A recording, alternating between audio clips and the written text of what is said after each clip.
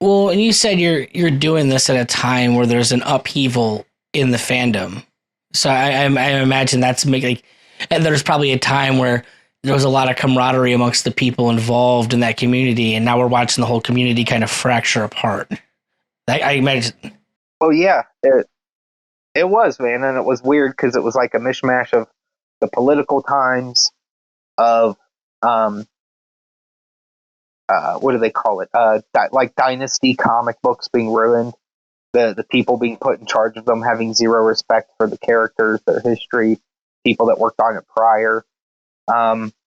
So we were seeing established dynasty things being smashed and ruined in real time. And it was this slow build from around like 2013. You started seeing at these like retailer events that the distributors for comics and pop culture stuff would put on. Like, and it was only shop owners that would be invited to these things. Like, these shop owners were enraged. Like, they were screaming these people down. Like, it was getting to a point where it was, yeah, it was getting bad. I can't sell this stuff. Nobody wants it. I was kind of dipping out right about then, so I was kind of like in like I don't care mode. But I stumbled across this guy on YouTube. At the time, he was called Diversity in Comics. It was kind of a joke name.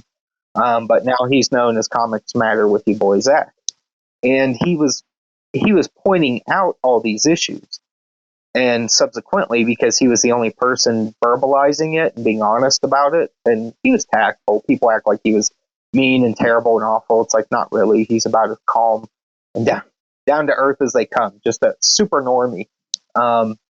He spurred off the kind of the customer revolt in comics and had a huge community drawn to him because of that. And that allowed guys like me that have been trying to get in that door my whole life. And then the minute I'm good enough to get in that door, the door is closing now because the business is falling apart. It's not because I can't cut it. It's because there's no jobs, because it's not making any money. And they'll only hire people to work for peanuts.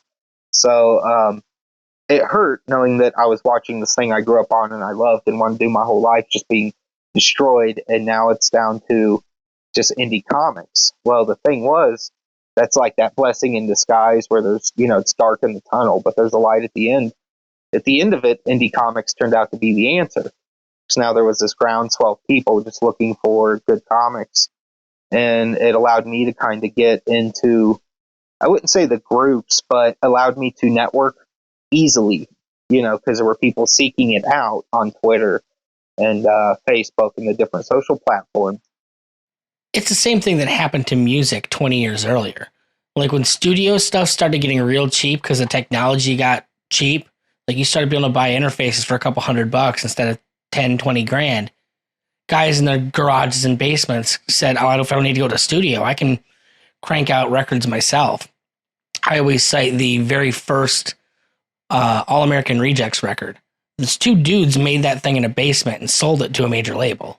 And that's, to me, that's amazing. And the idea is like, you're going to get I think you're going to get an honesty that you don't get out of people, like, which makes more sense now where, since we can all go to our own fan bases, we can go find the people that resonate. We're not, the idea, in my opinion, having followed mass media for 30 years now, the big thing is the rock stars are dead.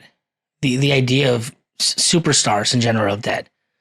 Like the musicians I grew up with are probably like the last of the really iconic people. There's a certain degree of it, I guess, maybe in like the YouTube, Twitch space where you have like over the top large creators.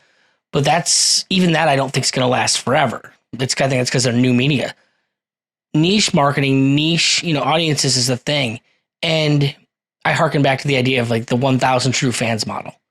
Like if you can find 1,000 people that'll resonate with what you do, then you're going to be fine for the rest of your life. Like that can support you.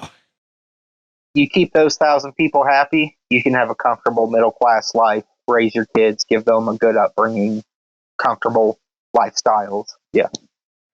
And the problem is you've got companies like DC, Marvel, that they're selling only those numbers of like units, but they're trying to maintain these huge corporate entities on the same fan bases as And it's because a particular niche essentially took over those particular companies, and they're doing niche marketing like everybody else, but their business model can't sustain it. Are you familiar with Finn McKenty? I've been a fan of Finn for years. Okay, I like Finn a lot too. I find him very insightful and realistic with expectations. Oh, me too. But he is, but he's one of those guys where it's like even when he's wrong, there's a nugget of like you got to give it to him on certain things. But he was actually talking about something like this not too long ago in terms of like that last era of superstars and that last era, and it really was the My Chemical Romance, the Paramore, that Fall Out Boy. It was that mid 2000s kind of group that all started to fizzle a little bit by like 2010, 2012. But And like I'm old enough, I couldn't tell you a single thing that's popular right now, but it's because I don't think anything's popular like things were popular when I was a kid. Because you have the different fan bases. well, well, he pointed out too. It's one of those things where we all kind of took in the same TV, the same radio, and he was right. We had what we had, and that's why like everyone knows who the Kardashians are, whether you've ever watched an episode or not. You know who Kim Kardashian is. You don't have to have seen her show ever as a normie to know that name 100%, who she is, what she sounds like, etc. And I think he's right. We may not see that again because algorithms and the way we've taken media now is so narrowed down to people's specific taste that we're just not all casually taking in the same stuff any longer. Unless you're like a sports fan or something, Along that vein, where comics are kind of reaching that point now, I've been saying, I remember 20 years ago, people were saying, oh, well, there's no good music out now. And I'm like, there's more good music out now than there's ever been. The problem is that you have to go find it. And the thing is, you'll find something more tailored to your particular taste than anything you've ever found before. But it's not going to be broadcast. It's just people out there doing it, and you gotta go find it. Every time I've heard I was one of those kids too, where when I grew up, I really dove deep into anything I got into.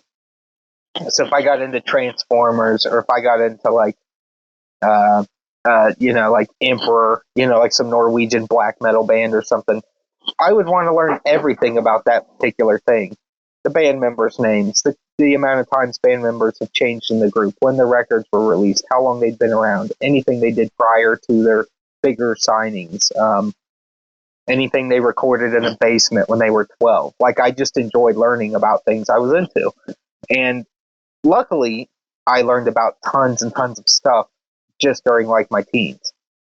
But I understand now in my life now, like, it is hard to go out and just seek things out and find things because people get so bogged down. I got a wife and kid, man. I don't have any time to do shit. Yeah, you know what I'm talking about. Then there's a point where it's like I don't know when I'm going to sleep. Like there's no hours left in the day. Like once I do this, this, and this, and I get the things I want to be doing with myself out of the way, plus what I have to do.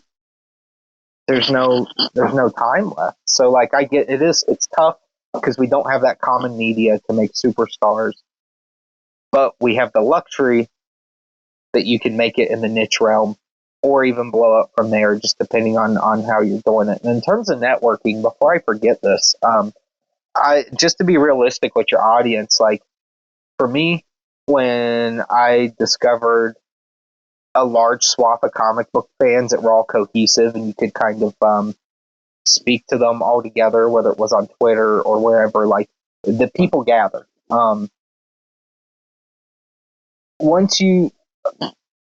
For comic books, it's tough because you have to try to hit a bunch of audiences that don't necessarily know or care about comics. So what you'll do is you'll end up indirectly or directly making connections with people that are at least in the realm. So even if they're just a funny YouTube creative that also talks about movies, you try to get on, you try to meet these people, get to know these people, and it can take a while in some cases because they're pretty busy people too. Most of them have wives and kids and lives to maintain, and even if YouTube's their job, like they've got to try to answer the 10,000 emails and the 10,000 requests to tell, can I come on your show? Can I be on your show? So what I did was I just took the gradual approach of you don't suck up to them, but you're nice to them, at least in the public ways.